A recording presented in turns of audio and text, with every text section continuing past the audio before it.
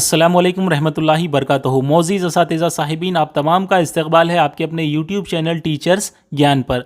तो जैसा कि हम महाटेट 2016 के मैथ्स के क्वेश्चंस को हल कर रहे थे, पहले वीडियो में हमने चंद सवालात को हल किया था, तो आइए इस वीडियो में भी हम मज़ीद चंद सवालात को हल करते हैं। तो चलिए यहाँ पर पहला सवाल है, 4 सही 3/4 दर्जन आमों की कीमत 2280 रुपये है, तो 9 आमों की कीमत कितने रुपये होगी। इस तरीक़े के सवालात का साबिक़ा हमको डेली लाइफ में भी पड़ता है, तो हम उसको बहुत आसानी से हल कर लेते हैं। तो इस सवाल को भी हम आसानी से हल कर सकते हैं। तो हमको यहाँ पर क्या करना पड़ेगा, हमको यहाँ पर दिया गया है कि 4 दर्जन पे और पौन दर्जन यानी 4.25 दर्जन आमों की कीमत 2280 रुपये दी गई है। तो 9 आमों की कीमत मालूम करने के लिए हम 1 आम की कीमत पहले मालूम करेंगे, उसके बाद 9 आम की कीमत हम मालूम करेंगे। इसी तरीक़े को हम रियाजी में यूनिटरी मेथड कहते हैं। तो यूनिटरी मेथड में होता क्या है, हमको वैसे तो यहाँ पर 9 आमों की कीमत मालूम करना है, लेकिन हम यहाँ पर क्या करते हैं, 9 आमों की कीमत के बजाय फ़ी आम की कीमत पहले मालूम करते हैं, पर यूनिट की कीमत पहले मालूम करते हैं। उसके बाद हमको जो जितनी रिक्वायर है यानी 9 आमों की कीमत हम बाद में मालूम करते हैं। तो इसी तरीक़े को रियाजी में यूनिटरी मेथड कहा जाता है। तो इस तरीक़े से हम इसको भी हल करेंगे। तो यहाँ पर दिया क्या गया है, दर्जन में दिया गया है और यहाँ पर उतने दर्जन आमों की कीमत दी गई है।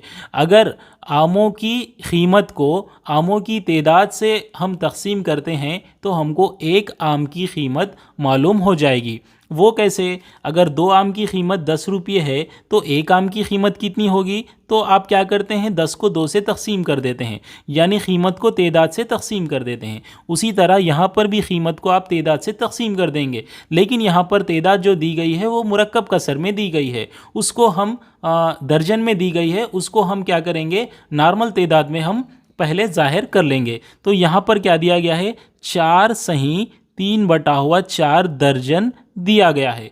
इसको हम दर्जन से हटा देंगे। तो जैसा कि 1 दर्जन में 12 होता है, तो हम यहाँ पर क्या करेंगे, इसको 12 से ज़रब दे देंगे। जैसा कि 2 दर्जन में कितने मौज़ होते हैं, तो हम क्या कहते हैं, 2 को 12 से ज़रब देते हैं, तो इस तरह 12 दूनी 24, तो 2 दर्जन में मौज़ होते हैं, हम इस तरह से कह सकते हैं, यानी हमको 12 से ज़रब देना पड़ेगा। तो यहाँ पर भी 4 सही 3/4 दर्जन में कितने आम होते हैं वो मालूम करने के लिए आपको 1 दर्जन में जितने आम होते हैं यानी 12 होते हैं उससे ज़रब देना पड़ेगा। तो यहाँ पर मुरक्कब कसर है, इसको हम क्या करेंगे, गैर वाजिब कसर में तब्दील करेंगे। 4 चौक 16 और 16 और 3 कितने होंगे, 19। ये होगा 19/4 ज़रब 12। तो अब यहाँ पर 4 को और 12 को हम यहाँ पर तक़सीम करते हैं, 4 तिया 12, इस तरह 19 ज़रब 3 हासिल होता है, 19 तिया 57। तो इससे मालूम ये हुआ कि 4 सही 3/4 दर्जन आम से मुराद 57 आम होते हैं। तो अब हमको 1 आम की कीमत मालूम करने के लिए कुल कीमत को यानी 2280 को हमको किससे तक़सीम करना पड़ेगा, 57 से तक़सीम करना पड़ेगा, यानी 57 आम से तक़सीम करने पर हमको 1 आम की कीमत मालूम होगी। तो अब हम यहाँ पर क्या करते हैं, या तो इसको 3 से तक़सीम करेंगे या इसके अलावा 19 के पहाड़े से जल्दी हो जाएगा। 19 से कम 19, 19 दूनी 38, 19 तिया 57 और ये होगा 19 से कम 19, 3 बाकी बचे हैं, तो 19 दूनी 38 और ये सिफर रह जाएगा, ये 3 एकम 3, 3 चौक 12, इस तरह हमको 40 हासिल होगा। यानी 1 आम की कीमत कितनी होगी, 40 रुपये होगी। तो 9 आमों की कीमत हमको मालूम करना है, तो हम 40 को क्या करेंगे, 9 से ज़रब दे देंगे, तो 9 सिफर सिफर 4 नहा 36। इस तरीक़े से हमको 360 हासिल होता है, जो कि हमारा ऑप्शन है ऑप्शन 2 यानी 360 रुपये, ये हमारा आंसर है। तो दोस्तों हम यहाँ पर यूनिटरी मेथड को इस्तेमाल किया है, लेकिन मैं आपको इसको निस्बत के तरीक़े से या तनासुब के तरीक़े से हल करने को कहूँगा। तो हमने निस्बत और तनासुब पर एक अर्थमेटिक की सीरीज़ बनाई है, उसकी प्लेलिस्ट हमारे चैनल पर मौजूद है। उसकी प्लेलिस्ट का लिंक मैं यहाँ पर नीचे डिस्क्रिप्शन में दे दूँगा, आप वहाँ पर जाकर उन तमाम वीडियोस को देखिए। उन वीडियो से आप बड़े बड़े सवालात को हल कर सकते हैं। यहाँ पर भी आप उसी तरीक़े को उन वीडियोस में जो निस्बत और तनासुब का जो तरीक़ा बतलाया गया है उस तरीक़े से आप इसको बहुत आसानी से हल कर सकते हैं। न सिर्फ इस सवाल को बल्कि बहुत से पेचीदा सवालात को, जैसा कि वक्त और रफ्तार के सवालात को, वक्त और काम के सवालात को आप बहुत आसानी से हल कर सकते हैं अगर आप उन वीडियोस को देखेंगे। जैसा कि आमतौर पर सवालात पूछे जाते हैं कि एक काम को 12 आदमी मिलकर 18 दिनों में मुकम्मिल करते हैं, तो 7 आदमी मिलकर उस काम को कितने दिनों में मुकम्मिल करेंगे। तो इस किस्म के सवालात को आप निस्बत या तनासुब के तरीक़े से आसानी से हल कर सकते हैं। तो चलिए हम एक और तरीक़ा भी देख लेते हैं। तो यहाँ पर हम इन चीज़ों को यहाँ से रब कर देते हैं और देखते हैं कि निस्बत या तनासुब के तरीक़े से हम इसको किस तरह हल कर पाएंगे। तो चलिए दोस्तों, इस सवाल को हम तनासुब के तरीक़े से हल करते हैं। तो यहाँ पर दिया गया है 4 सही 3/4 दर्जन आमों की कीमत। तो मैं यहाँ पर लिखूँगा 4 सही 3/4 दर्जन आमों की कीमत कितनी है? 2280 रुपये हैं। तो 9 आमों की कीमत कितनी होगी वो हमको मालूम करना है। तो उसको हम x फ़र्ज़ कर लेते हैं। तो हम तनासुब के तरीक़े में इस तरह से हल करते हैं। बहुत आसान है, 2 स्टेप में आपको आ जाएगा। लेकिन तनासुब या निस्बत में जो मकदारें होती है वो यकसा इकाइयों में होनी चाहिए। यहाँ पर ये दर्जन में है, लेकिन यहाँ पर ये आम तादाद में है। तो इसको हम या तो दर्जन में, इसको तो भी दर्जन में बदल लेंगे, या हम इसको आम तादाद में ज़ाहिर करेंगे। तो जैसा कि हमने 4 सही 3/4 को जब दर्जन से निकाल कर हम कुल तादाद में देखे थे, तब हमको कितना आया था? 57 आया था। तो हम इसको किस तरह से लिख सकते हैं? 57 आमों की कीमत कितनी है? 2280 रुपये है। तो 9 आमों की कीमत कितनी होगी? तो उसको हम x फ़र्ज़ कर लेते हैं। अब आपको यहाँ पर करना क्या है? यहाँ पर सिर्फ आपको तनासुब पहचानना है कि यहाँ पर जो 2 मकदारें हैं वो कौन से तनासुब में हैं। तो तनासुब पहचानने के लिए आप देखिए, अगर हम आमों की तादाद को बढ़ाते हैं तो यहाँ पर ये मकदार क्या हो जाएगी? कीमत भी क्या हो जाएगी? और बढ़ जाएगी। यानी 57 आम की कीमत अगर 2200 रुपये है तो 100 आमों की कीमत क्या होगी? और बढ़ जाएगी। अगर हम यहाँ पर आमों की तादाद को कम करते हैं, अगर हम यहाँ पर 10 आम की कीमत देखते हैं तो वो क्या होगी? और कम हो जाएगी। तो इससे मतलब ये हुआ कि अगर इसको हम कम करते हैं तो ये कीमत भी कम हो जाएगी। अगर ये आमों की तादाद को बढ़ाते हैं तो कीमत भी बढ़ जाएगी। ये बढ़ने से ये बढ़ेगी या ये घटने से ये भी घटेगी। तो जब मकदारों में इस तरीक़े का रिश्ता होता है तो उसको हम कहते हैं कि वो रास्त तनासुब में है, डायरेक्टली प्रोपोर्शनेट है।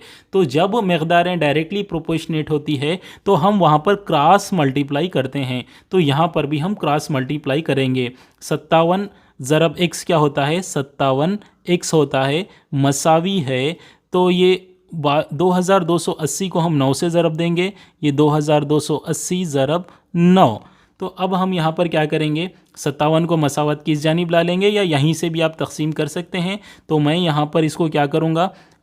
3 से तकसीम करूँगा, या 19 से हम इसको तकसीम करेंगे। 19 तिया 57, और यहाँ पर हमने देखा था 19 से कम 19, और यहाँ पर 19 दूनी 38, और ये सिफर रह जाएगा।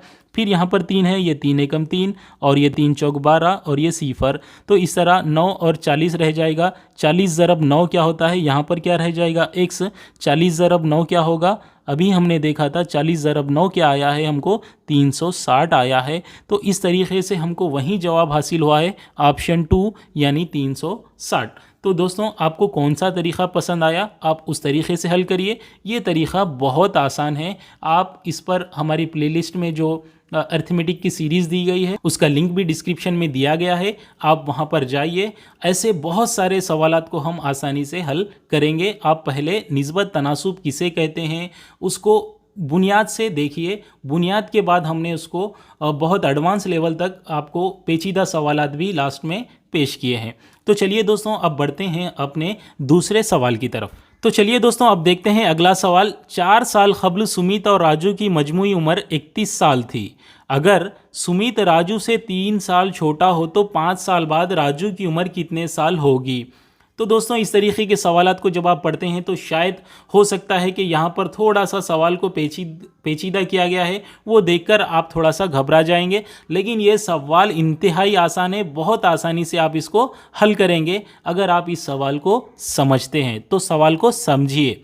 4 साल क़ब्ल सुमित और राजू की उम्र, सुमित और राजू की मजमूई उम्र, यानी सुमित और राजू की उम्रों का जमा कितना था? 31 साल था। कब था? 4 साल पहले था। तो अब क्या है, अगर सुमित राजू से 3 साल छोटा हो, तो अब फिलहाल कैसा है, सुमित राजू से 3 साल छोटा है, तो 5 साल बाद राजू की उम्र कितने साल होगी? तो यहाँ पर इस सवाल में हम किसी एक की उम्र को x फ़र्ज़ कर लेते हैं और वो बहुत ही डिसाइडिंग फैक्टर होता है। तो किसकी उम्र को हम x फ़र्ज़ करेंगे? क्या सुमित की उम्र को हम x फ़र्ज़ करेंगे या राजू की उम्र को हम x फ़र्ज़ करेंगे? तो चलिए अब हम यहाँ पर लिख लेते हैं लेट, हमने फ़र्ज़ किया कि सुमित की उम्र और राजू की उम्र, तो मैं यहाँ पर लिख लेता हूँ राजू और यहाँ पर लिख लेता हूँ सुमित। तो किसकी उम्र को हम x फ़र्ज़ करेंगे? तो जैसा कि सवाल में दिया गया है कि सुमित राजू से 3 साल छोटा है, तो सुमित की उम्र को कौन डिस्क्राइब कर रहा है? राजू की उम्र डिस्क्राइब कर रही है, यानी राजू जितना भी होगा उससे सुमित क्या होगा? 3 साल छोटा होगा। तो मुझे किसकी उम्र को फ़र्ज़ करना पड़ेगा? राजू की उम्र को फ़र्ज़ करना पड़ेगा कि राजू की उम्र x है। तो खुद ब खुद मुझे सुमित की उम्र मालूम होगी कि सुमित राजू से 3 साल छोटा है, यानी राजू की उम्र में से यानी x में से मैं 3 कम कर दूंगा तो मुझे किसकी उम्र हासिल होगी? सुमित की उम्र हासिल होगी। तो ये बहुत ही आसान है अगर आप समझ लेते हैं। तो ये तो फ़िलहाल की उम्र है, लेकिन यहाँ पर सवाल में एक क्लू भी दिया गया है। अब आपको यहाँ पर इक्वेशन बनाना है, क्योंकि आपने तो x फ़र्ज़ कर लिया है, तो x की कदर हमको कब मालूम होगी? जब हमारे पास कोई इक्वेशन होगी। तो हमको इक्वेशन बनाने के लिए यहाँ पर क्लू दिया गया है। क्या क्लू दिया गया है? कि सुमित और राजू की उम्रों का मजमुआ कितना है? 31 साल है। लेकिन कब है? 4 साल पहले है। अगर ये 4 साल पहले नहीं देता, सिवाय इतना देता कि सुमित और राजू की मजमुई उम्र 31 साल है, तो हम इन दोनों की उम्रों को जमा करके मसावी है 31 लिख देते। लेकिन यहाँ पर 4 साल क़ब्ल की बात हो रही है, तो अब हमको क्या मालूम करना पड़ेगा? राजू और सुमित की 4 साल क़ब्ल की उम्र मालूम करना पड़ेगा। 4 साल क़ब्ल इनकी उम्र क्या होगी? हम यहाँ पर लिख लेते हैं। अब उनकी उम्र x साल है, 4 साल पहले उनकी उम्र क्या होगी? x में से हम 4 को निकाल देते हैं, तो हमको राजू की मौजूदा उम्र जो x है वो 4 साल पहले उसकी उम्र कितनी थी? x - 4 साल थी। अब उसी तरह सुमित की 4 साल पहले की उम्र हम मालूम करेंगे। सुमित की मौजूदा उम्र कितनी है? x - 3 है, तो 4 साल पहले उसकी उम्र कितनी होगी? x - 3 में से भी हम 4 को कम कर लेते हैं, तो हमको 4 साल पहले की उम्र हासिल होगी, यानी x - 7 हमको हासिल होगी। तो अब हमको यहाँ पर राजू की 4 साल पहले की उम्र हमको मालूम हुई है और यहाँ पर हमको सुमित की भी 4 साल पहले की उम्र हमको यहाँ पर मालूम हुई है। तो अब हमको यहाँ पर एक क्लू दिया गया है कि 4 साल क़ब्ल इनकी उम्रों का जमा कितना था? 31 साल था। तो ये उम्र और ये उम्र 4 साल पहले की उम्र राजू और सुमित की दोनों को जमा करते हैं और उसको मसावी है 31 लिखते हैं, तो हमको इक्वेशन बन जाएगी। तो जैसा कि सवाल में दिया गया है कि राजू की उम्र और सुमित की उम्र का मजमुआ कितना है? 31 साल है। तो यहाँ पर राजू की उम्र x - 4 और सुमित की उम्र x - 7, ये कब की उम्र है? 4 साल पहले की उम्र है और इनका मजमुआ कितना है? 31 साल है इनका मजमुआ, यानी इनका जमा। तो अब हमको आसानी से x मालूम हो जाएगा। तो यहाँ पर हम क्या करते हैं? x - 4 जमा ब्रैकेट को खोलते हैं, तो x - 7 मसावी है 31 हासिल होगा। ये x और ये x 2x हासिल होगा। 7 - 4 ये दोनों माइनस में है, तो हमको -11 हासिल होगा और ये 31 रह जाएगा। ये 2x मसावी है 31 -11 इधर आकर +11 हो जाएगा और 31 में जब हम 11 को जमा करते हैं तब हमको कितना हासिल होगा? हमको 42 हासिल होगा। तो इस तरह इस यानी 2x रह जाएगा और 31 और 11 कितना हो जाएगा? 42 हो जाएगा। तो इस तरह 2 × 2 दो दूनी 4 और ये 2 एकम 2, x मसावी है, हमको कितना हासिल हुआ? 21 हासिल हुआ है। तो x क्या है? राजू की फ़िलहाल की उम्र है, यानी 21 साल। तो अब हम सवाल की तरफ बढ़ते हैं और देखते हैं कि सवाल में क्या पूछ रहा है। सवाल में पूछ रहा है कि 5 साल बाद राजू की उम्र कितने साल होगी? तो 5 साल बाद से मुराद आपको जमा करना पड़ेगा या तफरीक करना पड़ेगा? क़ब्ल की उम्र यानी पहले की उम्र पूछा गया था तो हमने तफरीक किया है। बाद की उम्र जब हमको पूछना है, बताना है, तो हमको क्या करना पड़ेगा? इसमें 5 जमा करना पड़ेगा। यानी सपोज़ ये फ़र्ज़ कर लीजिए कि आपकी उम्र फ़िलहाल 21 है, तो 5 साल बाद आपकी उम्र कितनी होगी? तो आप आसानी से कहेंगे कि आपकी उम्र 26 साल होगी।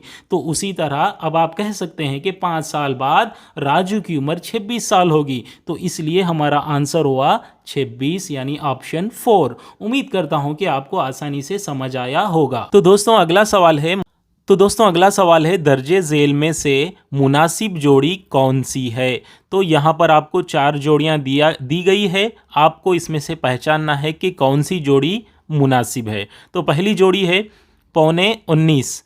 क्या पौने 19 को हम कसर में 75/4 कह सकते हैं? तो अगर ये दोनों मसावी है तो ये जोड़ी बराबर सही होगी, वरना गलत होगी। तो हमको मुनासिब जोड़ी या सही जोड़ी हमको पहचानना है। तो बी है 25.5। तो क्या हम 25.5 को 25,550/100 कह सकते हैं? तो देखेंगे हम इसको भी, इन सब को 4 ऑप्शंस को भी हम अब पढ़ने के बजाय अभी से चेक कर लेते हैं। तो पौने 19, क्या पौने 19 को 75/4 कह सकते हैं? तो तकसीम करके हम देख लेते हैं। ये है 75/4। तो अब हम इसको क्या करेंगे? 4 के पहाड़े से तकसीम करेंगे। 4 एकम 4 और यहाँ पर भी 4 एकम 4। तो अब रह गए कितने? 3। तो यहाँ पर कितने हो जाएंगे? 35 हो जाएंगे। तो 4 अट्ठे 32। तो फिर से 3 रह चुके हैं, तो अशारिया लगाकर सिफर लगा लेते हैं, तो 30 हो जाएगा। तो हम 4 के पहाड़े से तकसीम करते हैं। 4 छक्के 24, 4 सत्ते 28। फिर उसके बाद 2 बच जाएंगे, अशारिया है, सिफर लगा लेते हैं, तो 4 पंजे 20 हो जाएगा। तो 75/4 का मतलब ये है कि 18.75। तो 18.75 को क्या हम पौने 19 नहीं कह सकते हैं? बिल्कुल, हम इसको पौने 19 कहते हैं। तो 25, 25, 25 के 3 पाऊ है, तो 3 पाऊ को हम क्या कहते हैं? पौन कहते हैं। तो ये 25, 25, 25 कितने हो जाएंगे? 75 हो जाएंगे। तो 18 पर पौन है, तो इसी को हम कहते हैं पौने 19। तो ये जोड़ी मुनासिब है, तो हम इसको राइट मार लेते हैं। तो लेकिन यहाँ पर जो हमको ऑप्शन सेलेक्ट करना है उसमें मज़ीद ये कह रहा है कि दूसरी जोड़ियाँ भी मुनासिब है। तो अब हम यहाँ पर चारों जोड़ियों को भी देखना होगा। तो 25.5, तो ये देखिए यहाँ पर इसको तकसीम करते हैं, तो ये 2 सिफर नहीं जाएंगे बल्कि 1 सिफर जाएगा, सॉरी। तो यहाँ से 1 सिफर और ये 1 सिफर हम तकसीम कर देते हैं, तो यहाँ 10 रह जाएगा। तो अशारिया लगा सकते हैं हम यहाँ पर एक मुकाम के बाद। तो ये बहुत गलत हो जाएगा, ये 25.5 नहीं हो सकता है। 25.5 से मुराद 25 तो 25.5 से मुराद 25.5 सिफर कह सकते हैं, लेकिन ये यहाँ पर उस तरीक़े से नहीं आ रहा है। तो बी नामुनासिब जोड़ी है, इसको हम कट कर लेते हैं। अब हम देखते हैं ऑप्शन सी को। तो ऑप्शन सी में कह रहा है कि 12.25 मसावी है 12.25 सिफर। तो ये बिल्कुल मुनासिब जोड़ी है। आप भी इसको आसानी से देखकर कह सकते हैं कि 12.25 को हम 12.25 कह सकते हैं। तो ये एक सही जोड़ी है। तो अब हमारे पास 2 जोड़ियाँ सही हो चुकी है। अब हम देखते हैं ऑप्शन डी। तो ऑप्शन डी में क्या है? यहाँ पर एक मुरक्कब कसर दी गई है, उसको यहाँ पर गैर वाजिब कसर में तब्दील कर दिया गया है। तो अब हम यहाँ पर हम भी क्या करते हैं? इस मुरक्कब कसर को गैर वाजिब कसर में तब्दील कर कर देखते हैं। तो 10 सही 3/10 को हम गैर वाजिब कसर में तब्दील करते हैं। तो 10 दहा 100 और इसको इसमें हम जमा कर लेते हैं, यहाँ पर ज़रब देते हैं और इसको यहाँ पर जमा कर लेते हैं। तो 10 दहा 100 और ये 3 कितना हो जाएगा? 103 नीचे जो नसब नुमा में है वो यहाँ पर लिख लेते हैं। तो 103/10 आएगा। तो इस लिहाज से ऑप्शन डी भी सही है। तो हमारा आंसर कौन सा होगा? ऑप्शन ए, सी और डी वाली जोड़ी मुनासिब है। तो ए, सी, डी, ए, बी, सी है, बी, सी, डी है, ABCD यहाँ पर है, तो इस लिहाज से हमारा ऑप्शन 3 क्या होगा, हमारा आंसर होगा। तो चलिए दोस्तों, अब बढ़ते हैं अगले सवाल की तरफ। मंदरजा झेल मुतबादिल आदात की चीज़ें चंद बच्चों में मसावी तकसीम करनी है, तो किस चीज़ की मसावी तकसीम नहीं की जा सकती है? तो इससे मुराद ये हुआ कि हमारे पास यहाँ पर 4 ऑप्शंस है, इसमें से एक ऑप्शन ऐसा है जिसको हम मसावी तौर पर तकसीम नहीं कर सकते हैं। यानी ये समझ लीजिए कि इसके अंदर एक ऑप्शन ऐसा है, मतलब इतने खिलौने हैं, आप इतने खिलौनों को चंद बच्चों में मसावी तकसीम नहीं कर सकते हैं। तो इससे मुराद ये हो गया कि आपको इनडायरेक्टली ये पूछा जा रहा है कि आपको वो अदद मालूम करना है जो किसी से तकसीम नहीं होगा, या तो वो खुद से तकसीम होगा या फिर एक से तकसीम होगा। मतलब अब इसको हम एक छोटी सी मिसाल से देख लेते हैं। मतलब आपके पास अगर 7 खिलौने हैं, यानी आपके पास एक ऑप्शन है 7, आपको क्या करना है, इसको बच्चों में मसावी तकसीम करना है। तो क्या आप इसको मसावी तौर पर तकसीम कर पाएंगे? अगर आप इसको 3 बच्चों में देंगे तो 2 2 2 और आपके पास 1 बच जाएगा। अगर आप इसको 2 बच्चों में देंगे तो 3 3, फिर आपके पास 1 बच जाएगा। या तो आपको 7 के साथ किसी एक बच्चे में देना पड़ेगा, या तो फिर एक एक तकसीम करना पड़ेगा। तो ये यहाँ पर ये नहीं पूछा जा रहा है, आपको यहाँ पर ये देखना है कि कौन सा अदद मुफर्रिद है और कौन से अदद मुफर्रिद नहीं है। तो आपको यहाँ पर उस अदद की पहचान करना है जो मुफर्रिद है, जो किसी और से तकसीम नहीं होता है सिवाय ख़ुद के और या फिर एक के। मतलब आपको प्राइम नंबर यहाँ पर पहचानना है। यानी प्राइम नंबर्स को हम क्या कर सकते हैं, मसावी हिस्सों में तकसीम नहीं कर सकते हैं। तो देखिए, अब हम यहाँ पर ढूंढते हैं तो बहुत आसानी से हमको यहाँ पर देखने से मालूम हो रहा है कि ये 3 से काबिल तकसीम है। मतलब अगर वो एक और ख़ुद के अलावा किसी और से तकसीम हो रहा है तो वो प्राइम नंबर नहीं है, वो मुफर्रिद अदद नहीं है। तो ये 3 से अगर तकसीम हो गया, मतलब हम इसके 3 मसावी हिस्सों में बच्चों में तकसीम कर सकते हैं, लेकिन हमको वो मालूम करना है जिसको हम मसावी हिस्सों में तकसीम नहीं कर सकते हैं। 3 से तकसीम कर कर देखते हैं इसको। ये है 2739, इसको 3 से तकसीम करते हैं। 2 से तो गुंजाइश ही नहीं है, क्योंकि आखिर में 9 है जो 2 की कसौटी पर खरा नहीं उतरता है। 3 9 27, 3 एकम 3, 3 तिया 9। इस तरीके से ये 3 से काबिल तकसीम है। तो ये हमारा ऑप्शन आंसर नहीं हो सकता है। हमको तकसीम जो नहीं हो सकता है वो पहचानना है। तो अब हम यहाँ पर ऑप्शन 3 की तरफ आते हैं। तो अब हमारे पास 3839 है। तो यहाँ पर सबसे अहम बात, हम इसको किससे तकसीम कर कर देखें, वो बहुत अहम है। तो आपका जहन इस नंबर के फिगर्स को देखते हुए आपके जहन में ये खुद ब खुद आना चाहिए कि मैं इस अदद से तकसीम कर कर नहीं देखूंगा, बल्कि इस अदद से तकसीम कर कर देखूंगा। मैं भी ये यहाँ पर ये सोच रहा हूँ कि मैं इसको 2 से तो तकसीम करके नहीं देखूंगा, क्योंकि 2 से तो कोई गुंजाइश नहीं है। फिर भी 3 से मुझे गुंजाइश नज़र आ रही है, तो मैं उस कसौटियों को नहीं देखूंगा, इनके हिस्सों को जमा नहीं करूंगा, क्योंकि टाइम ज़्यादा ज़ाय हो जाएगा। तो ये 3 एकम 3 और ये 3 दूनी 6 और इस तरह 2 बच गए हैं। ये 23, 3 7 21, फिर 2 बच गए हैं। तो ये 3 के पहाड़े में 29 नहीं आता है। तो अब ये हमारा 3 से चेक करना गलत है। हम 3 से तो तकसीम नहीं होता है। 4 से कोई गुंजाइश नज़र नहीं आ रही है। 5 से कोई गुंजाइश नहीं है।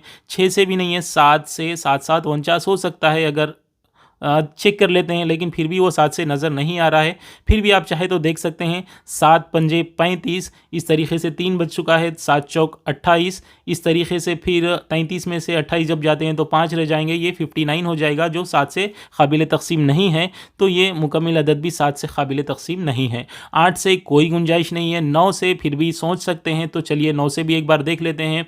तो 9 पंजे क्या होगा 35, तो यहाँ पर 5 लिख लेते हैं और 3 बच चुका है, ये 33 हो गया है। फिर 9 के पहाड़े में 33 नहीं आता है, लेकिन 9 तिया 27 आएगा। तो 27 और यहाँ पर 3 यानी 6 रह जाएंगे। फिर 69 रहेगा, जो 9 से तकसीम नहीं होता है। तो 9 से भी गुंजाइश नहीं है। 10 से आप अगर चेक करते हैं तो समझ लीजिए कि आपको अभी और भी मैथ सीखने की ज़रूरत है। 10 से क्योंकि काबिल तकसीम नहीं है, उसकी गुंजाइश ही नहीं है। आप 11 से चेक कर सकते हैं। तो ये 11 तिया 33, कितने रह गए हैं यहाँ पर, और यहाँ पर 5 रह गए हैं, तो ये 53 हो चुका है। तो 11 चौक 44, तो 53 से जब 44 हम निकाल देते हैं तो 9 बचते हैं। तो 9 9 ये क्या हो जाएगा 99, तो 11 नहा 99। तो ये 11 से काबिल तकसीम है। मतलब हम इस चीज़ को, इतने चीज़ों को हम 11 बच्चों में 349 कर कर हम तकसीम कर सकते हैं। तो हमको मालूम वो करना है जो तकसीम नहीं कर सकते हैं। तो ये तो तकसीम हो जाएगा, तो ये हमारा आंसर नहीं है। अब इसके बाद हम 4939 को हम अब डायरेक्टली क्या करेंगे, 11 से ही करेंगे। 3 से भी हो सकता है या नहीं हो सकता है वो बाद में, लेकिन यहाँ जैसा कि 11 दिख रहा है तो हम यहाँ पर 11 से जब तकसीम करते हैं तो 11 चौक 44, फिर कितने रह चुके हैं यहाँ पर 5, और फिर ये 53 हो चुका है, फिर यहाँ पर वही आ रहा है। तो इस तरीके से हमको 4 9 हासिल होगा। इस तरीके से अब हमको मालूम ये हो चुका है कि ये भी काबिल तकसीम है, ख़ुद के अलावा और एक के अलावा ये 11 से भी काबिल तकसीम है। मतलब इतनी चीज़ें हम बच्चों में मसावी तकसीम कर सकते हैं। तो अब हमको इसको चेक करने की ज़रूरत नहीं है, क्योंकि 3 ऑप्शन तो काबिल तकसीम है, और तो फिर पहला ऑप्शन क्या होगा, वो काबिल तकसीम नहीं होगा। अब यहाँ पर हम अपना टाइम ज़ाय नहीं करेंगे, तो इसलिए हमारा आंसर है ऑप्शन 1, यानी 1439 एक ऐसा मुतबादिल है जिसको हम बच्चों में मसावी तौर पर तकसीम नहीं कर सकते हैं। ये एक के अलावा और ख़ुद के अलावा किसी से तकसीम नहीं होगा। तो चलिए हम यहाँ पर अपने वीडियो को ख़त्म करते हैं, जैसा कि वीडियो थोड़ा लेंथी हो रहा है। इंशाल्लाह मज़ीद सवालात के साथ हम 1 या 2 दिन में आपके साथ दोबारा वीडियो के साथ पेश होंगे। खुदा हाफिज़।